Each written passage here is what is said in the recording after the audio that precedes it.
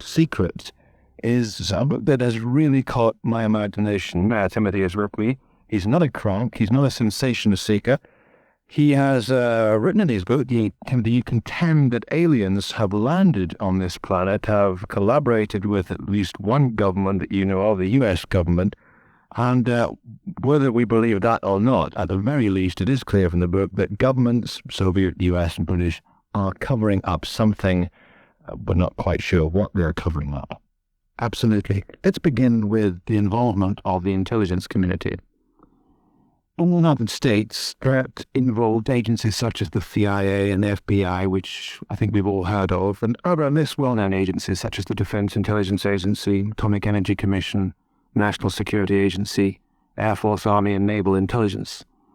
And with the exception of the United States Air Force, all those agencies denied for decades, since the late 1940s, any serious involvement in UFO research. Now, under the Freedom of Information Act, tens of thousands of documents on official UFO reports have been released under the Freedom of Information Act in the United States. And on their own admission, all those agencies fully admit that they are withholding thousands more documents in the interests of national security. And the fact of the matter is that since 1950, if not earlier, the subject was definitely classified much higher than the hydrogen bomb. It is the most sensitive issue within the United States intelligence community and the intelligence community. If this true was in his book, it is of profound significance. But what people might find difficult to believe is why it hasn't come to light until now. It's been going on far long. It's been going on in the post-war era since about 1946. Actual sightings of UFOs go back thousands of years. They've been recorded in the Browning records. But certainly some of the biblical stories indicate that there has been some type of liaison. And a number of religious writers, including Dr. Barry Downing, who's also a physicist, are convinced that there has been an extraterrestrial liaison since time immemorial. Well, let's talk about the post-war ones, if you like. And you say that governments, you present evidence in the book to say that governments is 38 levels above top secret. You present evidence in the book that says that governments have been at times collaborating. There have been crashes, or these aliens have willfully come to Earth. And in fact, as of 1988, there's one clue to note, there is at least one alien working with the U.S. government. It has been confirmed by a physicist that the United States government has actually established contact with extraterrestrials. This claim was made on American television in October 1988 during a 2-hour documentary on the subject, which was shown also in the Soviet Union. Or at least there was collaboration with the Soviet Union on the program simultaneously when it was broadcast. And it has been shown in a number of other countries, and at least 2 intelligence agents appeared on this program and confirmed that there had been contact, it had been established.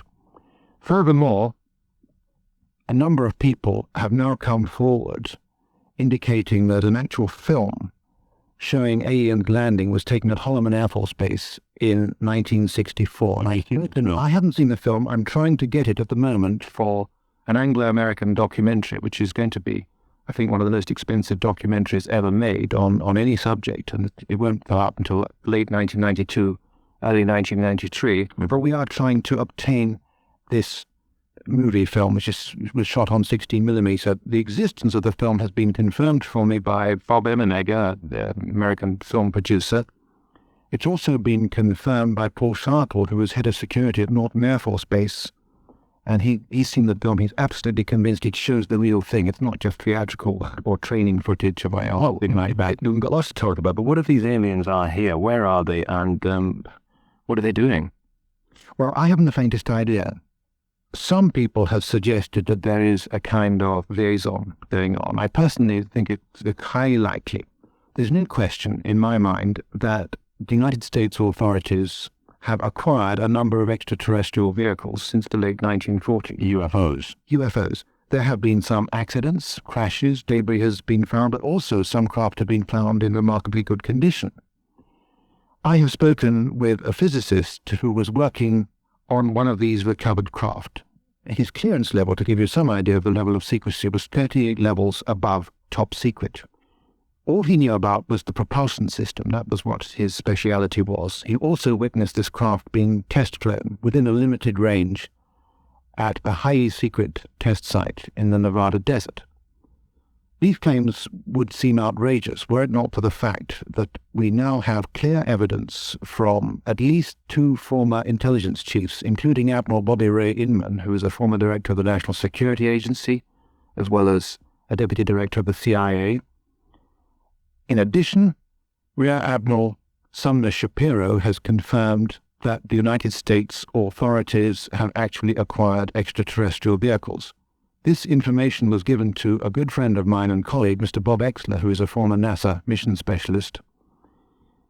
He had these extraordinary conversations with these people, one of which we have on tape. We were warned by Admiral Inman's executive assistant that any public disclosure of the information that he had acquired from these people would be in violation of American national secrecy laws.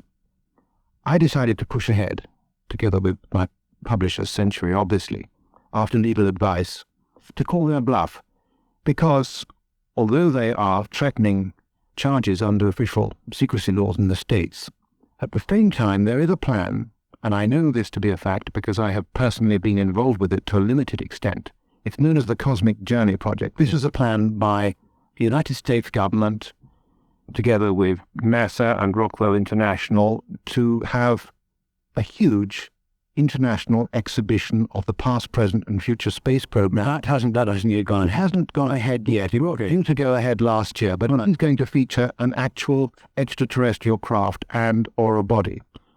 Now, this information, again, sounds absolutely ridiculous, but it has been confirmed to me by a number of people, including Bob Exler, who spoke with a number of the astronauts who are connected with this project, and I've mentioned their names in my book. He also spoke with a general at the Pentagon who indicated that they had a number of vehicles and bodies to choose from.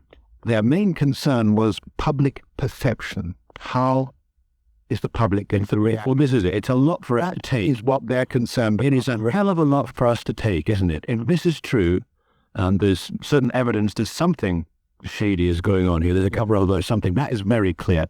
But it's absolutely astounding. Of course it is. Why? I'm going to play a record in a second.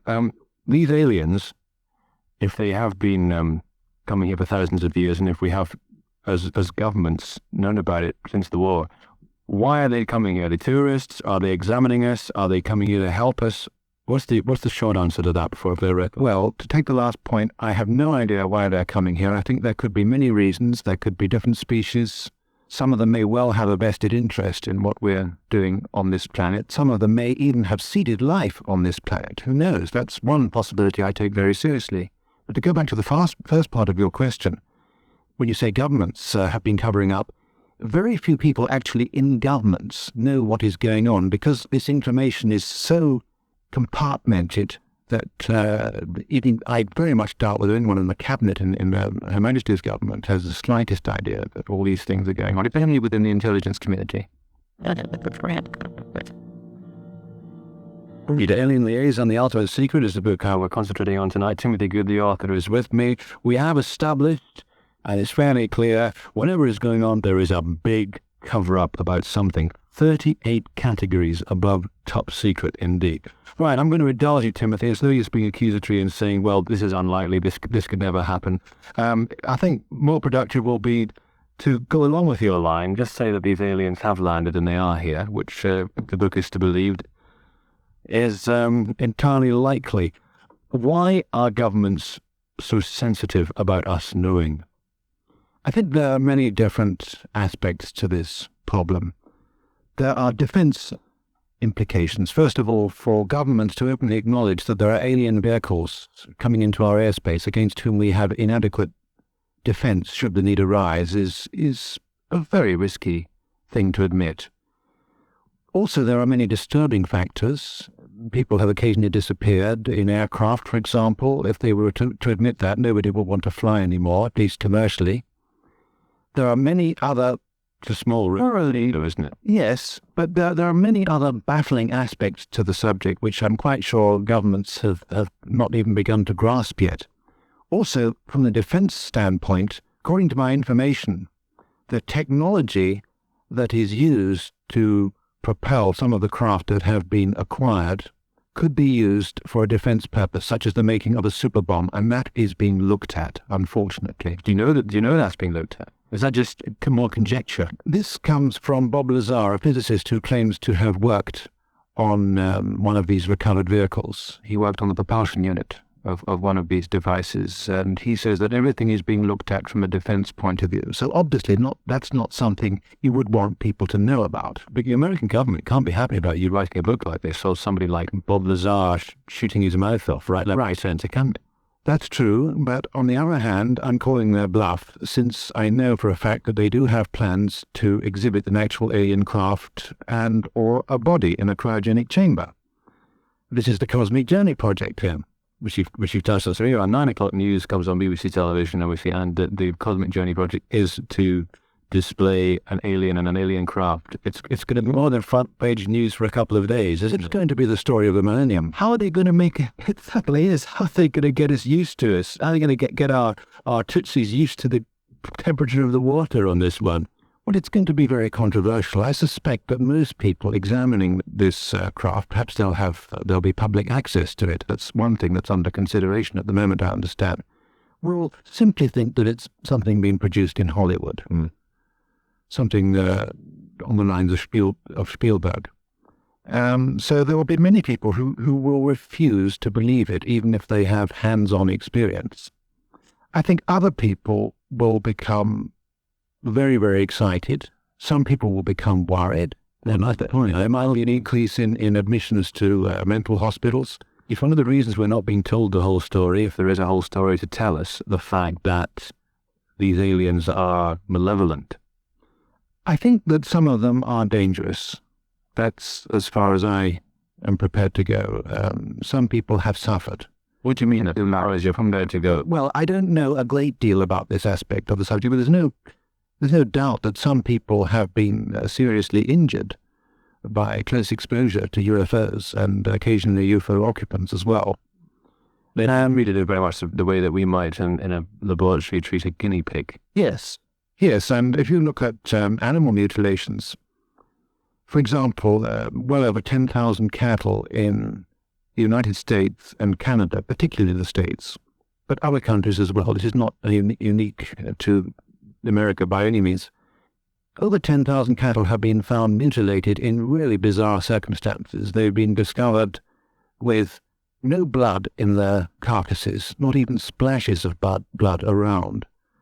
They have had organs excised, glands, teeth, eyes, and so forth, excised with immaculate precision. That's been ruled out completely by a number of investigative agencies.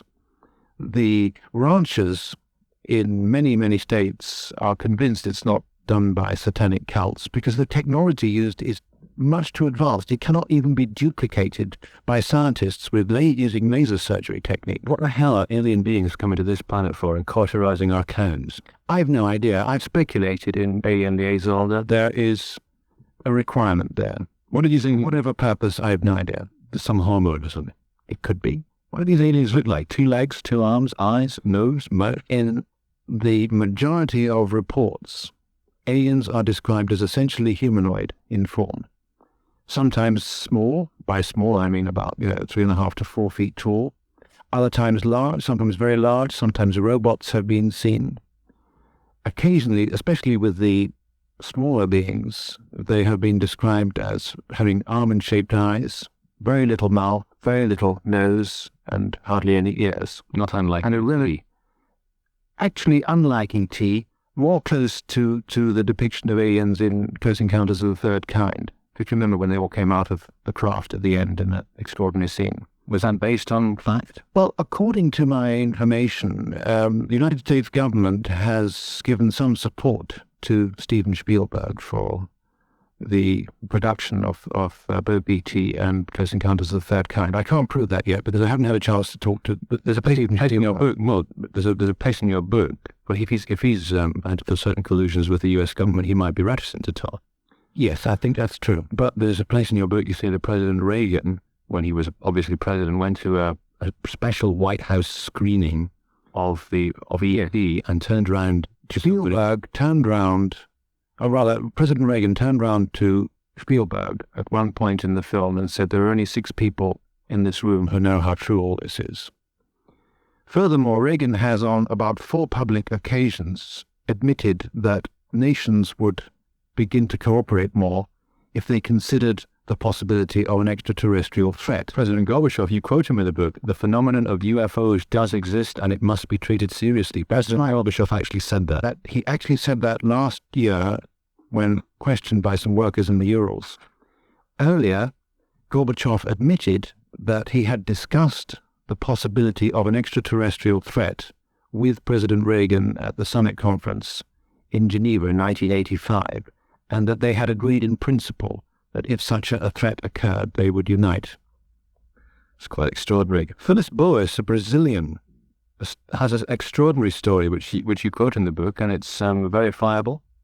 Well, it's verifiable in the sense that I spoke to one of the 2 doctors who examined Antonio Villas-Boas following this encounter, and they were convinced that he was suffering from some type of radiation sickness, or at least a cosmic clap. It turned out to be a bit of cosmic venereal disease. He was taken on board. He claims to have been taken on board a craft and presented to a naked female. He had intercourse with her. What was she like? He described her humanoid. He actually described her as being rather voluptuous, but he said that the rather strange animal grunts that she made during the procedure as a alien. He said she was definitely alien. There's no question there were certain differences. But, I mean, these stories are wild, of course, but if you take... They're taking our lymphatic glands off our cows and they're extricating semen from our mane. Apparently. Also, blood samples have been taken. I'm very pleased to note that the aliens very sensibly took the precaution of getting a blood sample from Villas-Boas before presenting him to the female. But if you take, for example, a doctor whom I've spoken to, Dr. Diaz, Dr. Leopoldo Diaz, who is or was the executive director of the second largest hospital in Mexico, in Guadalajara, he claims that back in 1976 he actually gave a physical examination to a live extraterrestrial who walked into his office. It's a bizarre tale, but the doctor was so taken aback by this experience that he made a special trip to New York to see a delegation at the United Nations, and I spoke to one of those delegates who confirmed the visit, and they said the man appeared to be very, very sincere, but there was absolutely nothing they could do about it. Well, what happened? This guy walked in and said, Doctor, he asked for a physical examination because he said he travelled a lot. I like that one. In fact, he spoke in Spanish. He spoke the native language of Dr. Diaz. The doctor noticed that there were some peculiarities. Let me hasten to point out that in every other respect, apart from the ones I'm going to mention, I mean, he looked perfectly normal as a man, except there was very little hair in the pubic area and around the head. His eyes were unusual in that the irises were larger than most human beings, and they were of an odd violet colour. He said the skin was almost the colour of milk, extremely pale. And when you do a physical examination, you have to obviously take the heart pressure and so forth, which was quite normal. And in asking the age of this man, the alien said that he was 84 years old, which of course astonished the doctor because there were no normal lines of maturity on his face. He imparted a tremendous amount of knowledge of a scientific nature, of a spiritual nature too, which I find very significant. And this is back in 1976. He implied that our planet was due for a lot of problems, connection with pollution, all different types of pollution. And he said that it was time for us to begin to look for new sources of energy, the sort of energy that they utilized to harness forces of energy in space. People were saying that, weren't they? I mean, quite a lot of people were saying that in 1976. That's possible, yes. But I think it's interesting that this chap apparently confirmed that. And the doctor, to me, seems totally sincere. I think he may have retired recently, but he seems totally sincere. You've seen aliens? Well, I didn't write about this in the book. My publisher thought it would be over the top. But in fact, So you're speaking about it now for the first time. I have had some bizarre experiences in my life with people I believe could be from elsewhere. The first experience was in 1963 on the California-Arizona border when I was touring with the Royal Philharmonic Orchestra. The second experience, which to me was more significant, took place in February 1967 when I was playing in New York at the Carnegie Hall with the London Symphony Orchestra. We were staying at what was then called the Park Sheraton Hotel. And at that time, I was getting very frustrated. My efforts in research weren't leading me anywhere. And I had been told that I should attempt telepathic communication with these beings. I thought it absolutely absurd. But people told me that these beings are highly telepathic and that there are some of them living and working on this planet, collaborating with some of our government people. So I sat down in the lobby of the Park Sheraton in the middle of New York. Now, you've got to be careful in hotel lobbies, especially in New York. Yeah. People came and went. I was beaming out these thoughts. If there are any of you people in the New York vicinity, please come and sit down next to me and prove it. Well, nothing happened for about half an hour. Finally, this guy comes in. He's about 5'10". He's slightly tanned, very well-proportioned features, sandy-coloured hair, straight out of Madison Avenue, immaculately dressed, carrying an attaché case, from which he took the New York Times. He sat down beside me. Everything he did was rather deliberate. He slowly turned the pages and finally folded the newspaper, put it back in his attaché case. I thought, well, why don't I try the experiment? In my mind, I said, right, if you're from elsewhere, would you please take your right index finger and hold it to the right side of your nose? No sooner had I thought that than he did exactly that for quite a while as well. So what did I do? Being English, we hadn't been introduced, so I didn't go any further. It's one of the great regrets in my life, I have to say.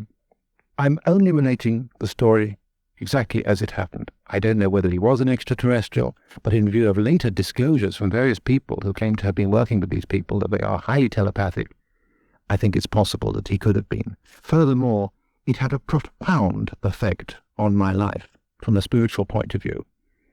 And I think it led me to become more open about discussing the subject of UFOs, and I began giving public lectures and broadcasts that year, in fact. Yeah. All right, you're listening to Alien Liaison, The Ultimate Secret by Timothy Good. Timothy is with me just now.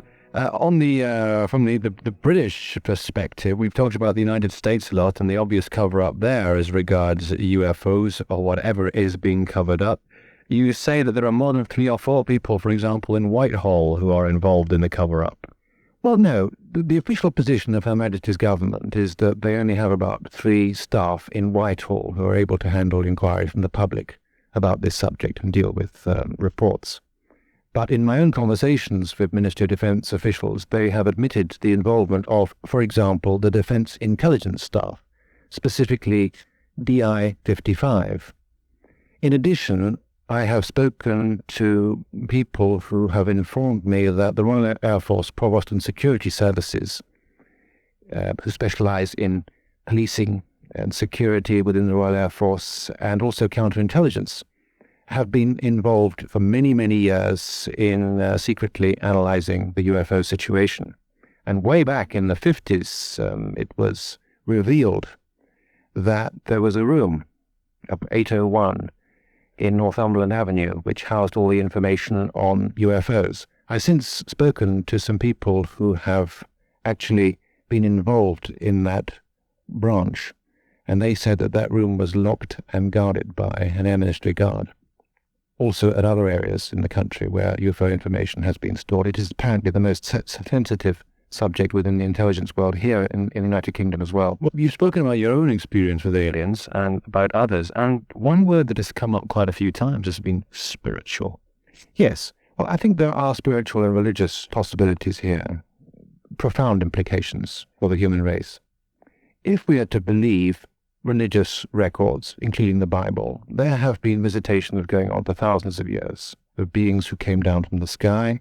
Sometimes it's described in Genesis, they mated with the sons of men. I think it's described quite graphically. The sons of God came down, saw the daughters of men that they were fair, and had from offspring. Listen, I've had everyone from David Icke and the Reverend Ian Paisley quoting from the Bible on this show, and anyone can quote from the Bible and to draw what they want to from. I agree with you, and I wasn't there. I have no idea whether it happened or not, but these are the descriptions people have apparently given. All right, well, why did you feel more spiritual after you'd had your liaison with the Sheikh? I have no idea. All I can say is it was an inspiring experience. Why are we here? But it's not something I can document. Why are we here? What a very good question. What are we doing here? Well, why are we here then? I have no idea. Well, you must have had hearsay. You've had enough hearsay so far. You must have. These aliens are communicating to us in some way. One of these aliens, or several of these aliens, must have given some clues. They indicate that there have been various genetic corrections in the human species over a period of tens of thousands of years.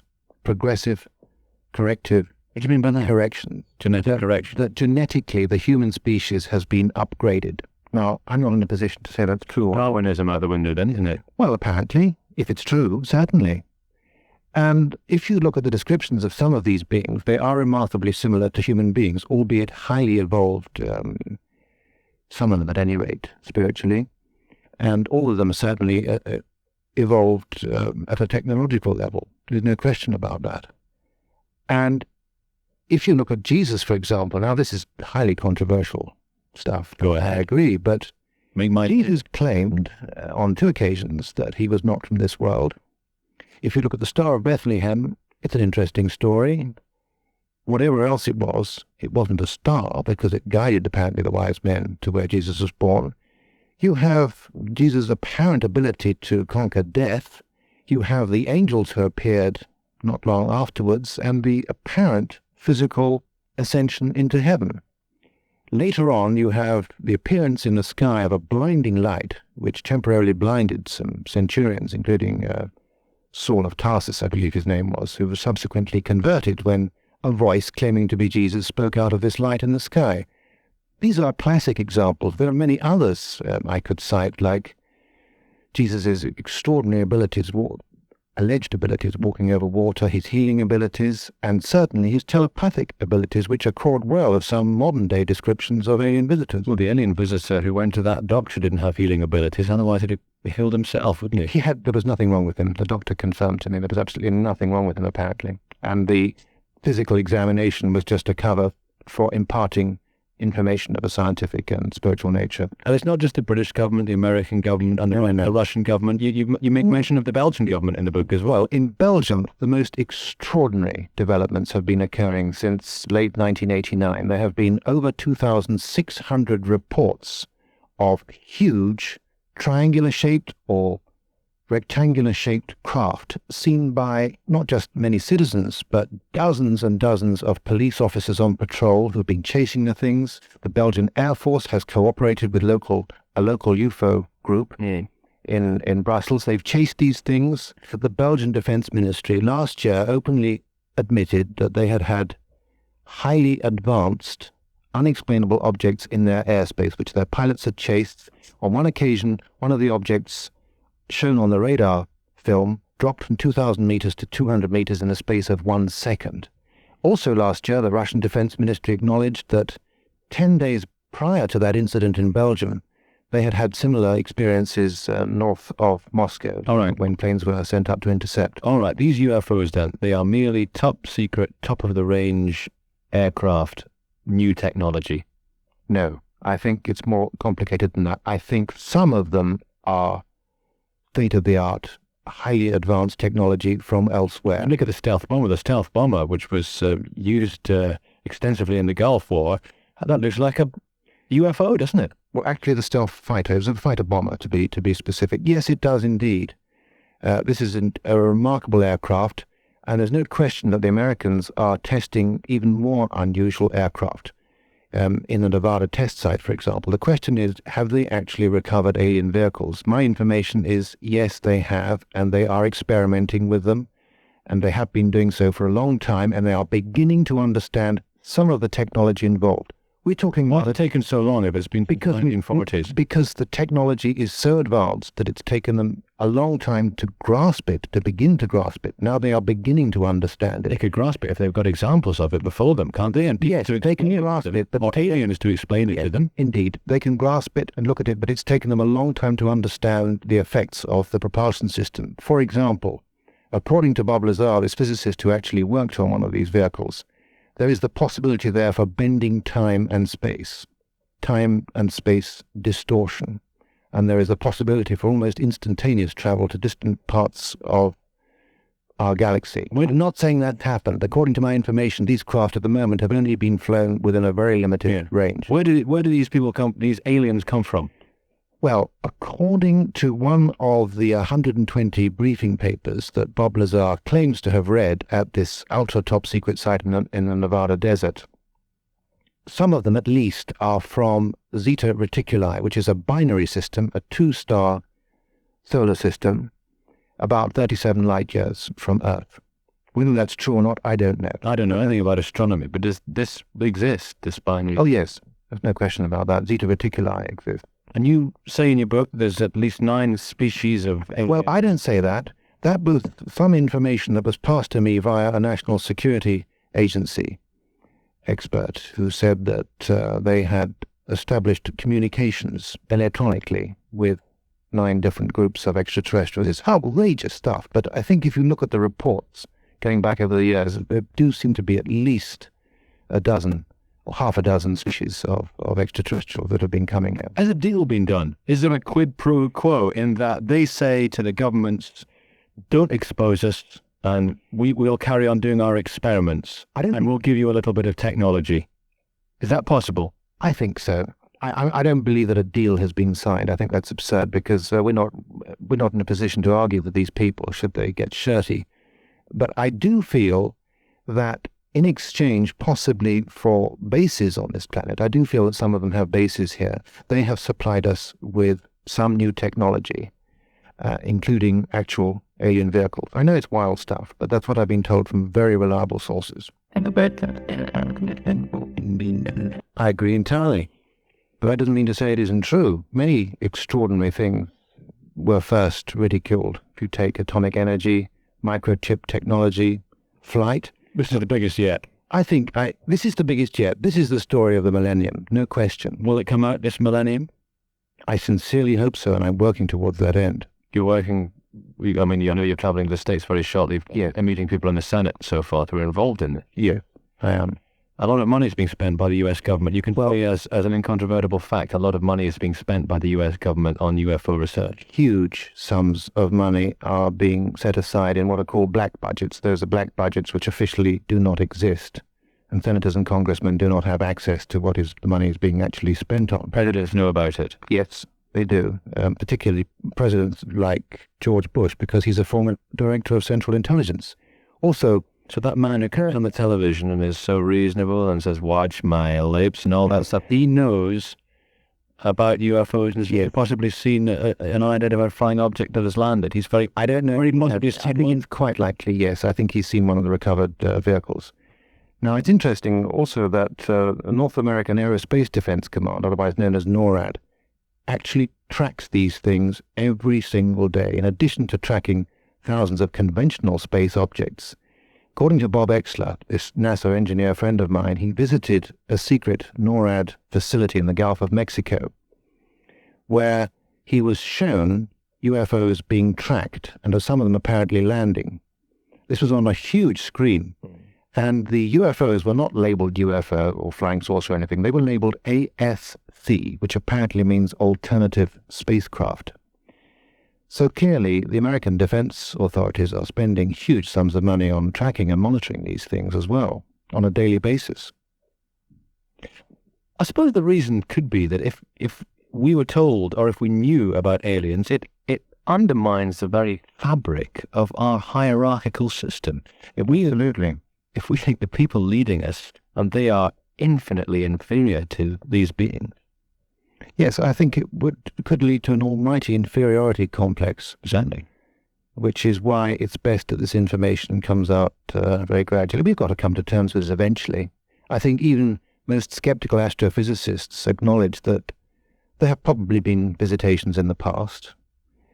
They may think they're out of the question at the moment, but certainly in the future we are going to come into contact with alien beings. Speculation in the book, talking about presidents, President Eisenhower met the alien. In 1954, the story goes, according to a man called Gerald Light, who subsequently wrote a report about it, Eisenhower was spirited away during a vacation in Palm Springs in California one night and actually was taken to a hangar at what was then called Muroc Air Force Base, where he was shown a number of extraterrestrial vehicles.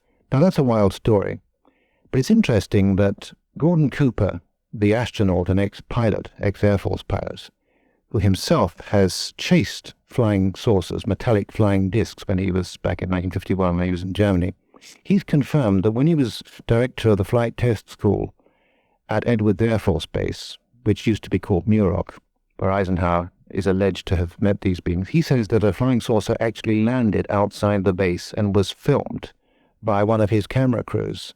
He didn't see the flying saucer land, but he's seen the film, and he said it was absolutely the real thing. Government's getting very touchy about this, obviously, and very sensitive. But understandably. For the reasons that we've underlined, yeah. It is highly embarrassing to have to admit even some of these facts.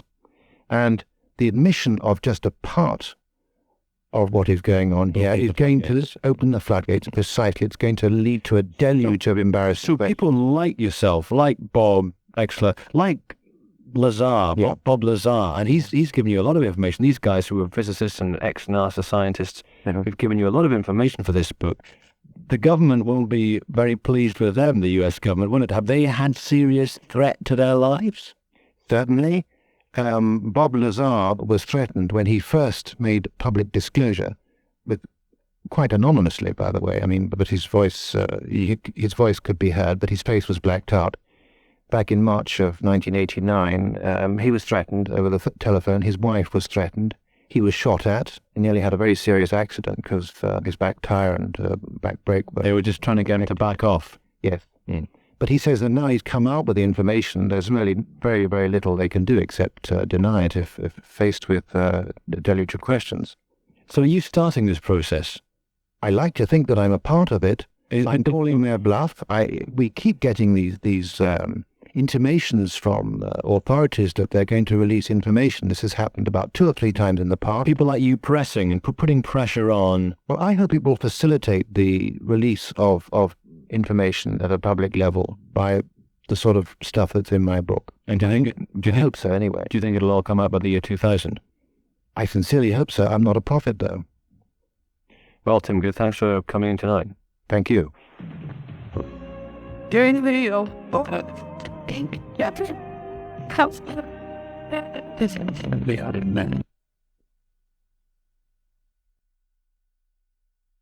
actually been abducted, David? Is there the medical evidence that points to their bodies being interfered with? Well, yes, there is. But, with medical evidence and with all evidence, it's always subject to interpretation. With people who've had abduction experiences, they do have all sorts of scars and bruises that might not have been in place literally the day before, which, of course, is medically impossible, particularly for scars. There are women who are continually say that they are pregnant, and they might test positive for pregnancy, and then suddenly they are not pregnant, and doesn't seem to be any indication of a miscarriage or anything like that. But apart from that, I think what's most important here is the fact that the accounts that people give us are enormously detailed and extraordinarily long.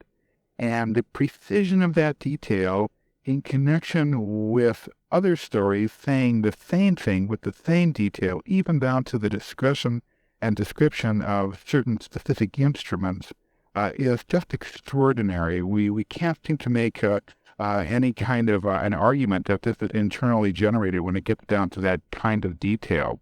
Furthermore, when people are abducted, they are not physically in place. We don't have a single abduction case where a person says that they were abducted.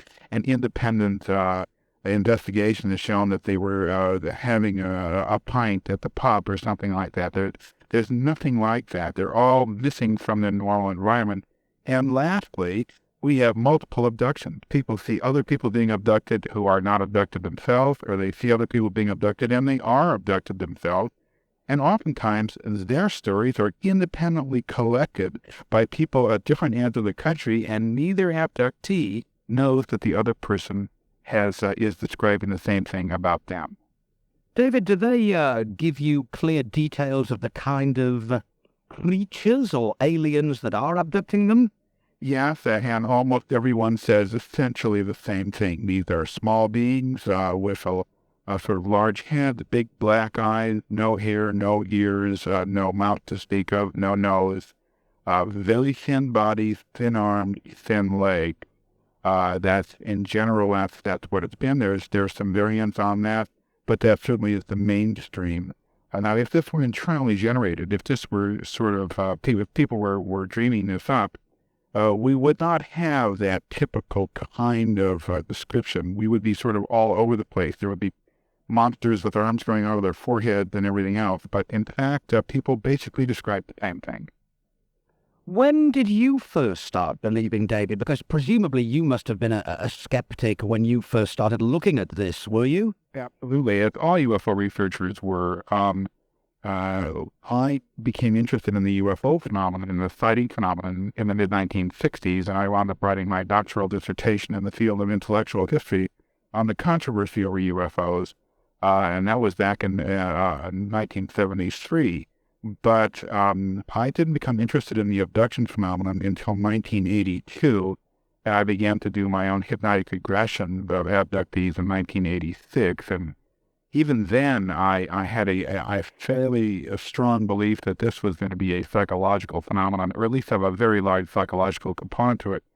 And to our surprise, and I must say unhappiness, that's turned out not to be the case.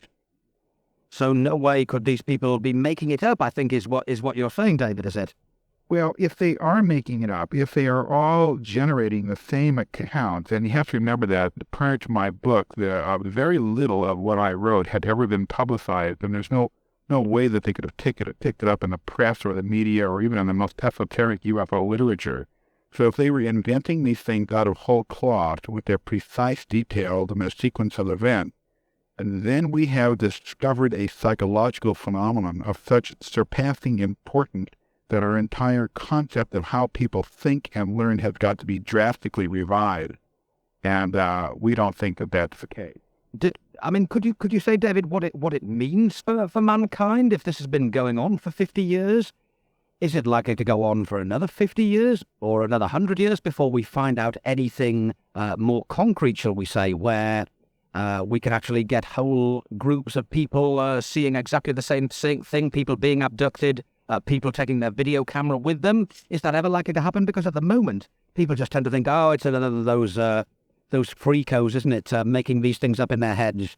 Right. And of course, everybody thinks that here in the United States as well. The idea that of what's going to happen, we simply can't know.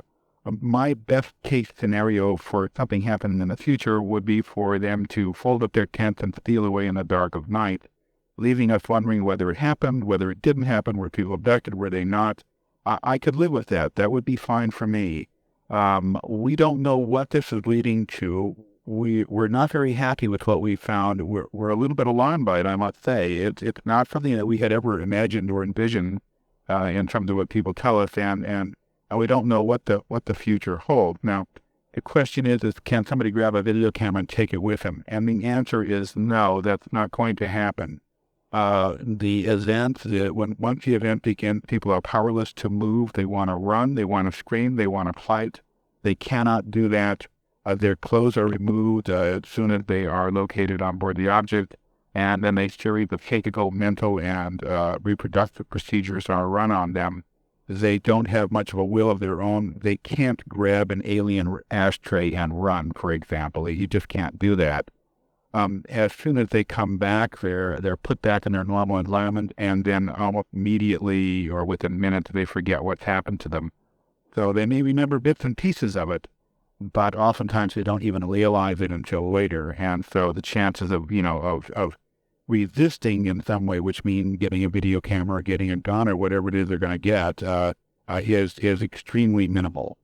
It sounds like a nightmare, David, of cosmic proportions for mankind, really, doesn't it? On the personal level, it is a nightmare of cosmic proportions. People live in fear of this. They're afraid for their families, for their husbands, for their children, and for their wives. They wished it had never started. They hope it never happened again. For humanity in general, it's hard for me to make that kind of a determination. I don't know what the future will be, so I don't know whether this is going to be an interesting but irrelevant footnote to history ultimately, or whether this is going to have profound effect upon everybody, or somewhere in the middle. My guess, I must say that I lean towards the more profound effect hypothesis. But how it will be handled and what it means, we can't really tell yet. We're just too new at it. In your considered opinion, David, I know that when you start talking about the truth and facts, it's very, very hard to be specific. But do you think that aliens might have been contacting the Earth for many hundreds of years, for instance? I don't find the evidence for that. People assume that this is the case, but we have fairly good evidence, at least anecdotal, that will place it back around the turn of the 20th century, or the 19th century rather, to perhaps 1896. After that, we really don't have any solid evidence that this phenomenon exists at all. And so after that, my guess is that it wasn't really there. I would assume that we would see it somewhere in the culture, somewhere in the society, and the evidence toward it is really quite weak. Okay, well, David, on the line, the other line with me now, I should have Harry Harris, who is a Manchester lawyer, I understand, who is interested in exactly the same subject as yourself. Good evening, Harry. Good evening. Harry, have you been listening to what David's been saying? Yes, I've been listening to the program from its inception. Yeah. Right. Yeah. And do you go along with the sort of accounts that David is mentioning? Well, yeah, it's been refreshing to hear what David has been saying. Because, to a large extent, it mirrored the research that I have been involved in myself. I had started in 1981, pioneering a theory of hypnotic regression experiment on individuals who had seen a UFO, followed by an amnesia. My first case is that of then Police Constable Alan Godfrey of Todmorden, West Yorkshire. And I went on from there. And it's quite interesting. In my opinion, but unless somebody comes up with a better explanation, which so far nobody has done to my knowledge, the abduction is a physical reality. And it is very refreshing to hear David coming up with similar conclusions to myself and my colleague from the other side of the Atlantic. There we are, David, a physical reality. Is that the way you see it? Well, it's very difficult to talk about this phenomenon without that in mind, without that as your presumption.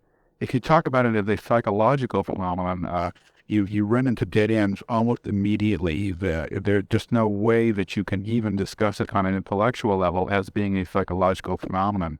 It seems to make no sense for what we know about psychology and about cognition and about, just about how the human mind is organized. To make this into a psychological phenomenon. So I certainly agree with Mr. Harris. And Harry, you would go along with the same kind of things as David has been mentioning, possibly reproductive, what should we say, reproductive methods and things are behind some of the abductions. Here, I'll sort of not say totally part company with David. Maybe my research hasn't been as good or as in-depth as that to which David has been involved in. My impression from what the witnesses that I have researched, what they have said on their encounters, is that we haven't, in all honesty, been able to determine exactly what it is that they are doing to these pieces. I sometimes have an impression that they're doing something that we haven't yet invented. One very strange thing that happened to one witness was that he appeared, while under hypnosis, to be dreaming through his life. It was I had an impression, and it's only an impression. I could be totally wrong. But the impression I got was that they were actually duplicating or extracting or recording his memories, his lifelong memories. It's quite a bizarre thing to watch this. when he underwent this under hypnosis, when he described what had happened to him. Have you come across that, David? As if they're trying to video your brain memorizing your life? Yes, I think for Mr. Harris, the relevant question to ask of the subject, if it's a hypnotherapy body regression, is what is the being doing while his memories are being extracted? And generally speaking, the answer is that they are looking at them. And then the question is, well, where are they looking? And then the answer usually is at my face. And then the question is, well, where on your face are they looking? We say, generally speaking, at my eyes. And then the question is, well, how close are they to you? And the answer is, well, they're an inch away or touching my forehead with their forehead or whatever.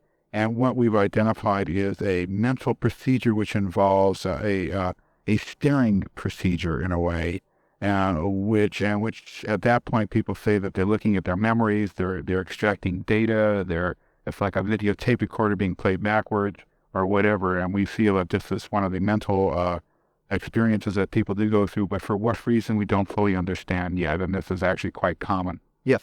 Yeah, certainly, David, the touching the forehead figure. I've noticed for a number of witnesses say that yes, he's touching my forehead. With their forehead, you mean? No, with their hand.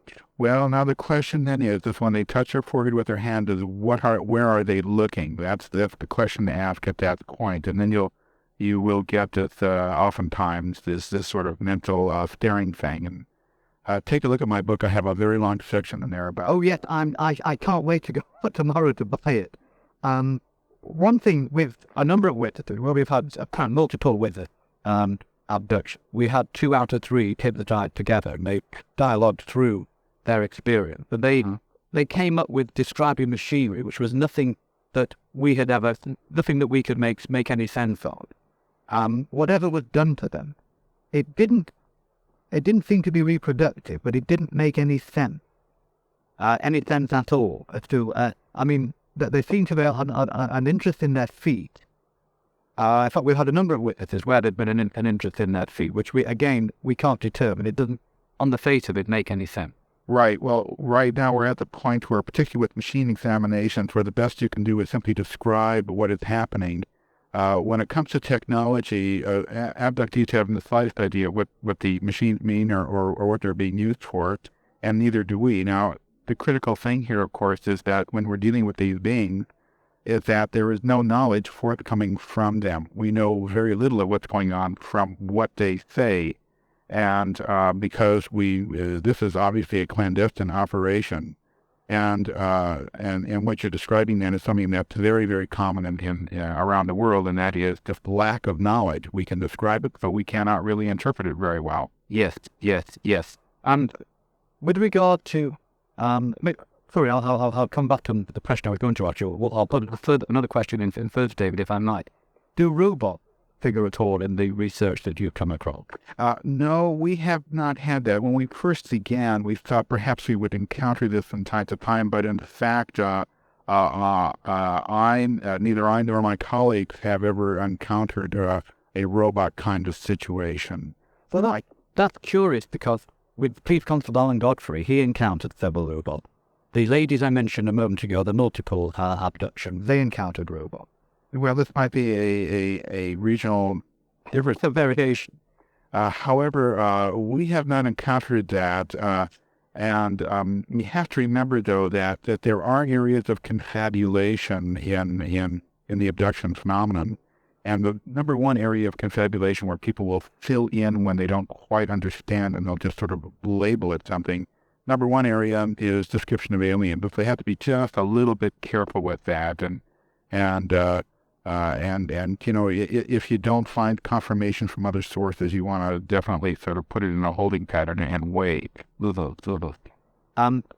Regarding the commencement of the abduction scenario, do your witnesses experience certain sensations and phenomena at the commencement of these, what I might term the conditioning process, that is the point at which they lose control of their memory, their willpower, etc.? Well, yes and no. When the abduction event starts, within the first few seconds, usually, a person is rendered powerless. And what that means ultimately is that there is a consciousness and perceptual alteration that takes place. That perceptual alteration can sometimes shade how people remember their experiences, so you have to be careful there. And the consciousness alteration involves primarily the destruction of very short-term memory. So we don't necessarily see a particular procedure which eliminates amnesia, which eliminates memory and institutes amnesia, but what we see, in fact, then, is the amnesia as part and parcel of the experience itself, that is to say, the consciousness alteration. Yes. Now, when people are first taken on board, that is to say, when they are floated on board generally, Floated, yeah. they usually feel a sense of dizziness, sickness, or nausea. Floating, a heavy feeling. Do they experience darkness? Blacked out. Darkness? Yes. Well, it depends on where they are. What happens is oftentimes in the very beginning, and I'm sorry to go into these technicalities of doing abduction research, but at the very beginning, oftentimes people have a difficult time keeping track of what's happening to them for the first 1 minute or so, because it is so confusing, and they're oftentimes in a state of somewhat of shock that remembering what I call transport and entrance oftentimes is a little bit more difficult than one would imagine. And so people will automatically say, well, I don't see anything, or I feel that everything is going dark or whatever. But others will remember everything and don't say that. So it's just sort of, it's random in a way. One aspect of the phenomenon, yeah. I hear what you say. I know virtually every witness that I have researched, I think almost without exception. Again, there may obviously be variations or whatever, but we seem to get the key that we're going into one of this type of theory, is how the witnesses start out by saying they feel strange, they feel heavy, they're floating, they feel bloated, they feel generally bodily uncomfortable, and then they say, and at the same time, everything goes black. Yeah, so that does happen, and we're still sort of pushing the parameters of this phenomenon out to the limit, and so this might be something that we need to look for more here in the United States as well. Yes. Do your witnesses, do they receive any form of communication during their experience? Yes, all communication is done telepathically. Now, once again, if this were psychological, if this were something that were dreamed up by people, you would expect that the majority of the communication would be from mouth to ear. In fact, we almost never get that. Now, when you say telepathically, the question then is, what does that mean? And the way that most abductees describe it is that they receive an impression in their mind, which they then translate into their own word. And the kind of communication that they receive in general is palliative or reassuring. That is to say, do not be afraid. No, those are the words of you. Exactly. Don't be afraid. We're not going to hurt you. You won't be here very long. You're going to go back doing that sort of thing, just to keep the person somewhat calm. But substantive dialogue whereby real information is imparted is quite uncommon. I would say 90% of communication, if there is communication at all, is of the palliative or reassuring kind. Yes. It just to do with it. I suppose obviously the mystery is why this is going on. I mean, I was going to say, Harry, I'd like to come back to that. So if you'll both please hang on the line. Don't go away. We pause here because it's just on 10:30. Michelle Murphy has all the sport. Alien encounters, alien abductions. On one line I have David Jacobs from Pennsylvania. On the other line, more locally, Harry Harris speaking from North Manchester.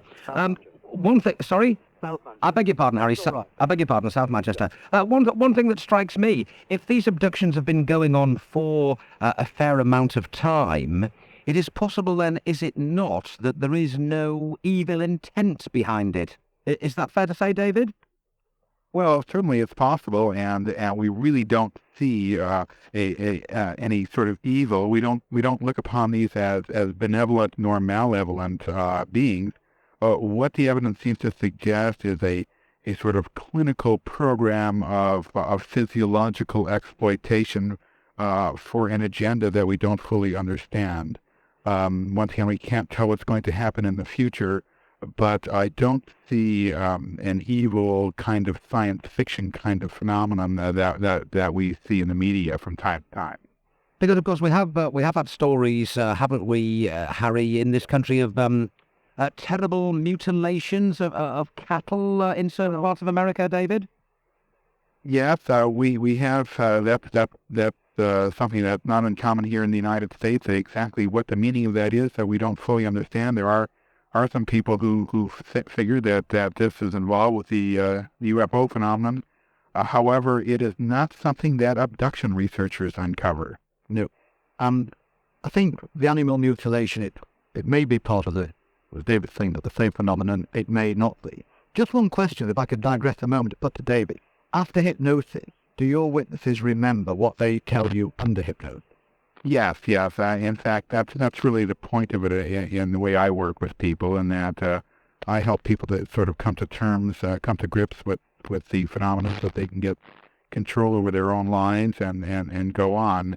And it's important for them to understand what's going on so that they can understand what's happening to their families as well. Yes. Now, this is interesting because the witnesses that I have researched, with one possible exception, a colleague of mine, I researched her case and she became a colleague, but apart from her, the rest, even though they are programmed to remember by the hypnotist, they do not remember at all what they have said. I videotape all the sessions and they watch when we've concluded the experiment, they watch the videotape and they say, well, it's me saying that, but I have no recollection of whether what I'm saying actually happened. And therefore they are dependent for their memory of what they've said under hypnosis from the videotape. Yes, I see. Well, my colleague Bud Hopkins and I together I haven't researched that many people, only about 90. He's done a couple of hundred. I gathered, oh, yes. And all of our people remember everything immediately. Well, that's strange. You maybe put disrespect to the hypnotists and doctors I've been using, but maybe I don't know, maybe you'll have a different approach. Perhaps, yeah. It's certain, and although we recently did an experiment with a lady last week who in fact had a video film, the object that she saw before she had a 45-minute amnesia. She didn't remember after hypnosis what was said. The doctor wanted to program her to remember, but her husband felt that it might not be a good idea, so he didn't do. So although she related quite a startling account, right, she don't remember it. Yes, a lot of people object to the abduction phenomenon because many of the accounts are retrieved through the use of hypnosis, and hypnosis, if handled incorrectly or put in the wrong hands, can really quite shade the story that comes out and can even generate stories from time to time. What I can do oftentimes is simply circumvent hypnosis altogether by doing something that I call facilitated recall, which is just a very careful questioning, and people will tend to remember large amounts of the abduction phenomenon just through questioning without hypnosis at all. So there's no question of forgetting it. They're already remembering it. Now, a large number of cases, you have to remember, are remembered without hypnosis, without facilitated recall, without anything. People just remember them after they happened, even though amnesia is the general rule. But it's an imperfect science, so to speak, and whereas amnesia might sort of cover up most episodes, for some people, a few of them are remembered, and for many others, bits and pieces of some are remembered, and then again, for probably most people, absolutely nothing is remembered. This will obviously depend on how the individual reacts to the whatever it is that they're being exposed to. Right, that might be one factor, and their own reaction, and the other factor might be the way in which the procedures are administered to them. And from what you both know, gentlemen, do you think these abductions are always completely random? Young, old, black, white, could be anybody? Well, what we found here is there's a very strong intergenerational aspect to this. So if a person is abducted, the chances of one or both of their parents having been abducted is very, very high, and it goes the other way as well. The children are almost always involved with the abduction phenomenon. So it's not random in that regard. Now the question then is, well, it had to have a beginning at one time or another, and what was the selection factor at the beginning. The best we can discern right now is that it was at that time random, because it does go across all ethnic groups, and it's black and white and Jewish and Gentile and Hispanic and European and all over and everywhere. It goes across cultural lines and educational lines and economic lines, and it's the good, the bad, the ugly, as they say. And we do think at that point that it was random then. And you'd go along with that from your experience, Harry? Yes, I would think so. There seems to be that people are drawn from a random selection of society. Without, I mean, as David said, maybe the original, the origin of the selection all happened, but I can't determine any pattern to the type of people who are being abducted. They come from different walks of life. The other thing is that many of them have had strange things happen to them as children, which in themselves may not be connected. But the most bizarre case I had was a lady from an area of Lancashire where, because of the plastic amnesia, and he's about an hour of living time, on the hypnosis, with a classic account of an abduction. But what she did tell me was that when she and her sister were quite young, aged between about 3 and 6 years of age, respectively, and this is bizarre, I have to say this, but she claimed that they would occasionally, or more than occasionally, hold hands and literally float down the stairs, sometimes together, sometimes separately, until the last time this particular lady did it, she lost the ability to do it and sort of tumbled down the stairs and never attempted it again. I interviewed the lady's mother regarding this phenomenon, and she in fact claimed she actually saw them doing it. She came out of her bedroom, her parents' bedroom, and actually saw her daughters floating down the stairs. Now, I know this sounds bizarre. It sounds incredulous. Anybody listening to this might think that I have, take leave of my sense. And I can only offer you the anecdotal evidence of the mother, the witness, and her sister. I interviewed the sister as well, and all 3 ladies confirmed that this used to happen. Now, either you have to say that these ladies are misguided liars, or they're telling the truth. I cannot determine which it is, but my impression of the 3 ladies is that they were very truthful, honest individuals with no motive for lying, or making up a lie about something that would otherwise be so preposterous. Do you think it's then, gentlemen, just another part of the psychic phenomena all around us that we don't understand? Or is this very, very, very different from concepts of life after death and the spirit world, say? David?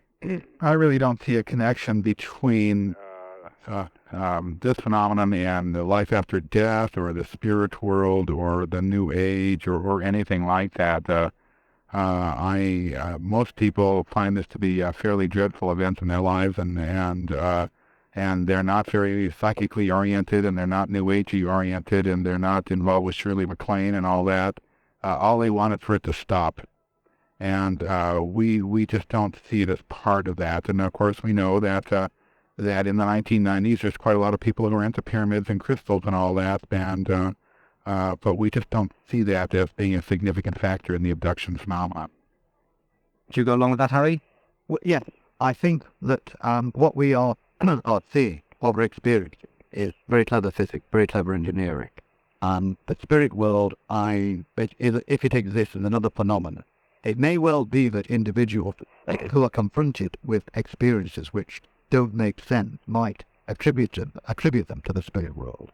But I think I'm inclined to agree with David that this is something which is not connected with the spirit world. It's a clever science, clever engineering, clever physics, something which we can't understand. And I suppose the problem here is, from a scientist's point of view, and a scientist written to this conversation, I hope we've all got our marbles, as it were. But from a scientist, or whatever discipline he's at, it's difficult for him to take this on board because he can't duplicate it. And therefore, obeying the laws of natural science at his level of knowledge in his discipline, I suppose he's probably going to discount it. He can't do otherwise. And this is where the paradox occurs. This is why the subject of ufology has great difficulty in gaining respectability. Sure. And finally, gentlemen, from all you know on both sides of the Atlantic, Do you feel that the human race is in any kind of danger from an alien life force, David?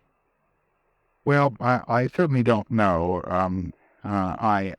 When I take a look at the net effect on people's lives personally, what it does to them who are involved with the phenomenon, I don't find a cause for rejoicing. We see oftentimes devastated people who live in fear over this phenomenon, people frightened for their families. We don't really see a sense of harmony coming out of this phenomenon.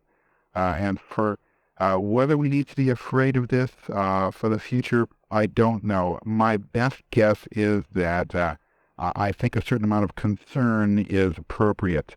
It is somewhat alarming for us. We don't find this to be a very happy phenomenon. It's not something we had expected to find, and we don't rejoice in it ourselves. And I certainly think that at least a certain scientific concern and seriousness should be applied to the subject rather than alarm just yet. Well, my own view is that I don't think, as unpalatable as the abduction experience is, it's an infringement of human dignity, an invasion of privacy. But on the gut side, no actual harm, I don't think, is done to anybody. As far as I'm aware, it may well be that when anyone reliving the experience or remembering it finds it distasteful, but they come through the main experience unharmed, so the memory of it won't harm them. It shouldn't be going on. And I think we are entitled not to be abducted. And I wonder whether the only way to try and prevent it from happening, or at least stop it, or at least interfere with it happening, might be, and this maybe sounds a bit bizarre, I don't know, but might be some sort of mass hypnosis of children as they grow up, or almost like I can't think of expression, an immunization, so that if people are confronted by UFO, they will take it for what it is and try to resist what we will call the conditioning process, whereby they're robbed of their memory and their free will. And if that were to happen, it may well be that if the abduction process became that much more difficult for whoever is carrying it out, they might possibly stop, or at least not do it to the same extent. But I think it needs challenging. It needs worthy of more scientific investigation than it gets, and it needs challenging. We're entitled not to be abducted. Sure. Even if the abductions are only temporary, and we're put back unharmed, we're just guinea pigs for some other ulterior motive. I think we're entitled not to have that happen to us. Sure. And David, finally, do you believe, like we do on this side of the Atlantic, that governments of countries all over the world know a hell of a lot more than they're telling us? Well, a lot of UFO researchers on both sides of the Atlantic do believe that. I personally do not. I feel that most governments know absolutely nothing about this subject and could care less. The American government, in my estimation, takes its cues from the scientific community, and the scientific community in general regards this phenomenon as utter nonsense. And there's no particular reason why the government should go against the considered opinion of the scientific community and say that they're wrong.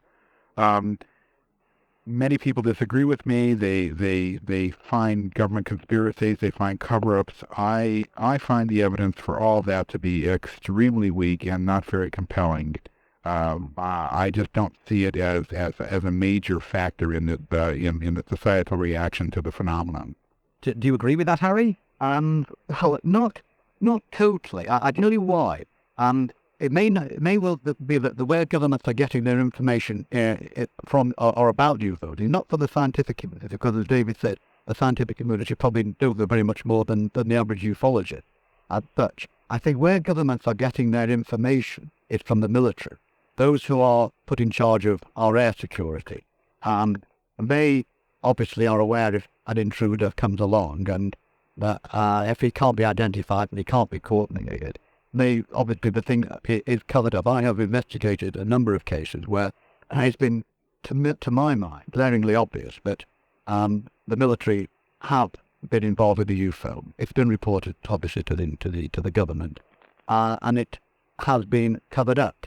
One particular case I know of an American pilot who 1957 was stationed over here. He was in the United States Air Force, the fighter pilot. He and another fighter pilot were scrambled in order to shoot a UFO down. They had it on radar. It outran them.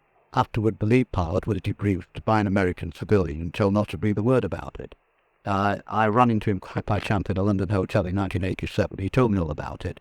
I met up with him in defence. I wrote to our Ministry of Defence and the American Air Force Archive Office in the state, and both organisations wrote back to say they had no record of the scramble nor the order to fire.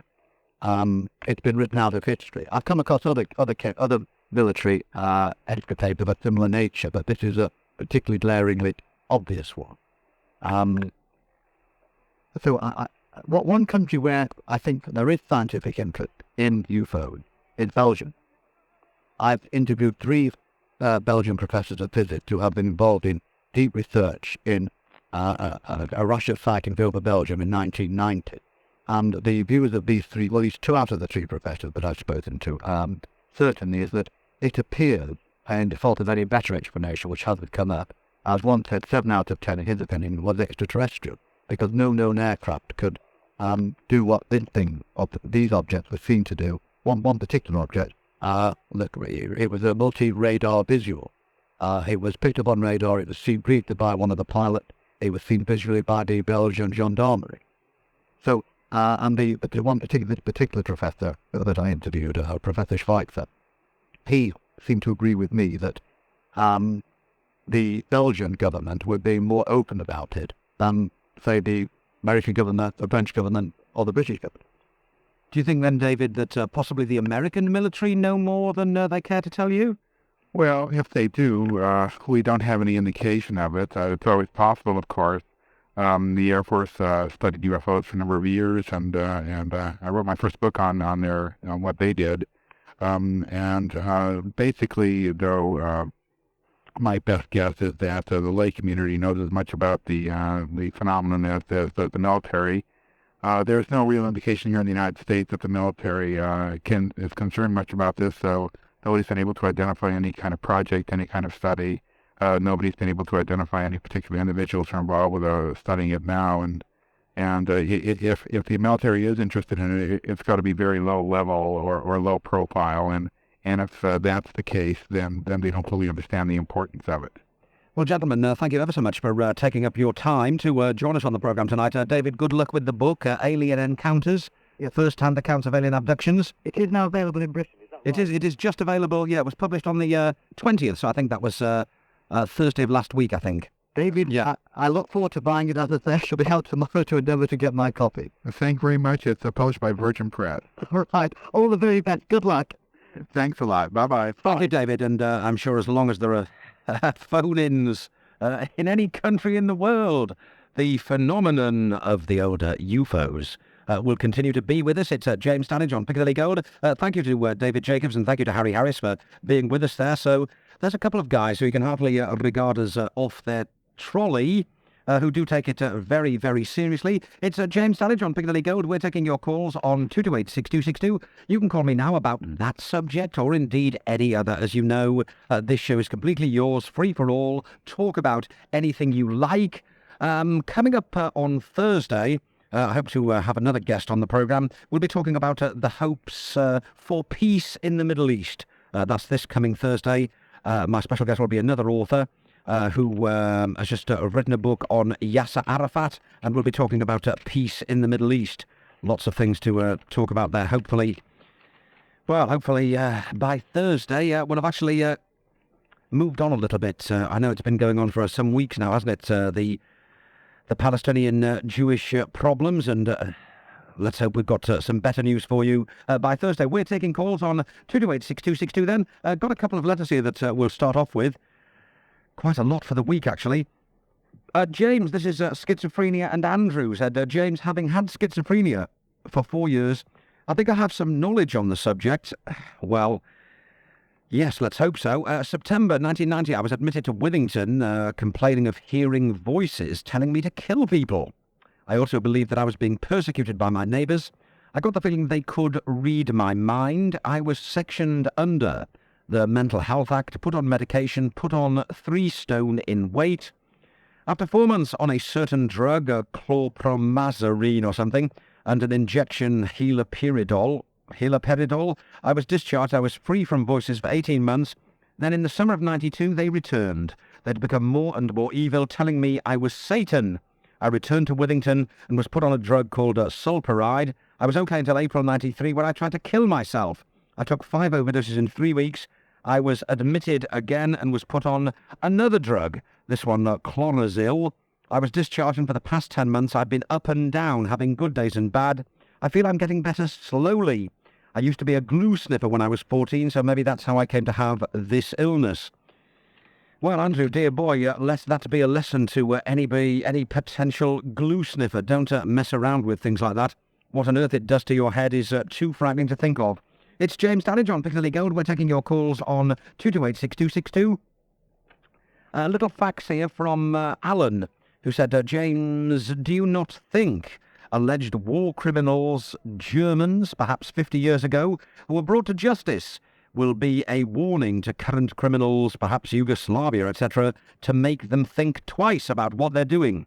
Yes, very possibly, Alan, very possibly. But if we're going to bring them to justice for war crimes, let's get it done now rather than 50 years into the future. I think everybody will be happy with that. It's James Stannage on Piccadilly Gold. We're taking your calls on 228-6262. A letter from Susan who said, James, a few weeks ago, I heard prostitution discussed on your show, and it was, find them the best hotel rooms in town, give them a whole suite or floor, provide satin sheets for them. After listening to that, I was shocked when I heard a mother who has had 11 children called a fat old bag. On reflection, I couldn't believe that call girls are more highly regarded than women in poverty with big families. As you will know, you will not find many prostitutes or call girls with a large number of children to support. Do you know why? Because nature, natural selection, God, call it what you will, doesn't put children in abundance their way. Nature doesn't allow prostitutes to conceive, because after a certain length of time in their profession, what a euphemism, says Susan, they become riddled with disease, blocked tubes, etc., and as a consequence, many don't bear any or few children. So prostitutes and call girls never find themselves in the position of looking like fat old slags through childbearing. And as a consequence, because many of them keep slim and well painted, what comes over on your show is they are better respected and more highly spoken about than women who conceive and bear children, who have, through years of child carrying, lost their figures and looks.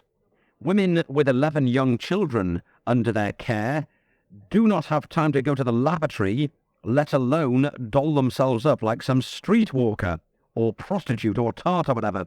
Women who have large families should not be put down in this manner, that they are fat old slags. Slags don't conceive.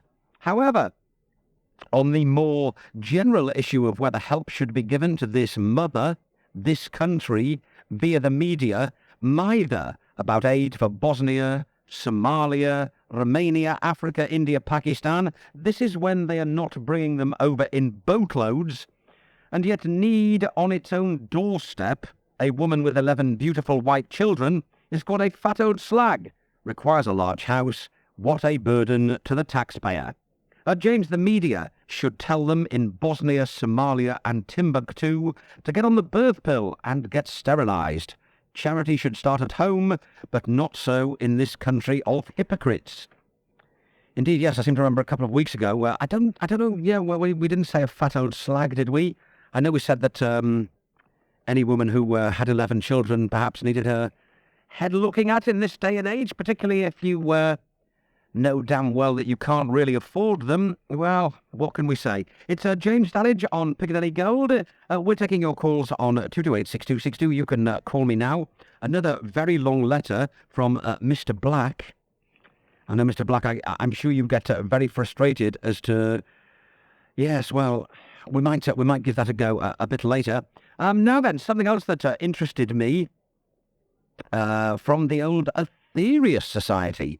Maybe we'll get one of them on the show. We've had actually the Enthusiast Society on before, but they've got a thing going at the moment. They say many people are becoming psychic without realizing what is happening to them. We are receiving numerous phone calls asking for advice and guidance. The Enthusiast Society, which is a yoga and metaphysical organization, is uniquely able to help these inquiries as it is headed by a Western master of yoga, Sir George King, who actually made himself, who himself has made a lifetime study of the psychic side.